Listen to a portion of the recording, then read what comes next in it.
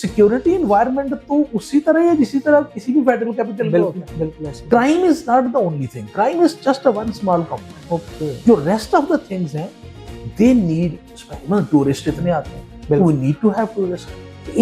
Police किसी एक बंदे के साथ, खुदा खासा टूरिस्ट के साथ कोई मिसहैप हो जाए, उसका इम्पैक्ट देख के नेशनल लेवल पे बहुत। तो हमारा जो अगर जो एरिया की सेंसिटिविटी है उस हिसाब से देखें तो जो डिजायर्ड हमारी या हमारी विश लिस्ट है उसके शायद 5% भी नहीं है हमारे पास। हमारा एक बंदा गलती से भी पार चला जाए बिल्कुल तो वो उसको टेररिस्ट डिक्लेयर करके मार दे, बिल्कुल ऐसे। ठीक है।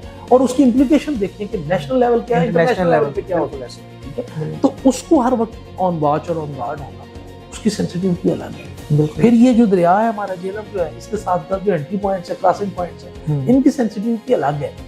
फिर ये जो लोग यहाँ के हैं, आप गौर करें ना, ये लोगों ने पिछले 70-75 साल से गोला बारूद ही तो बेचारों ने खाया है और क्या किया है।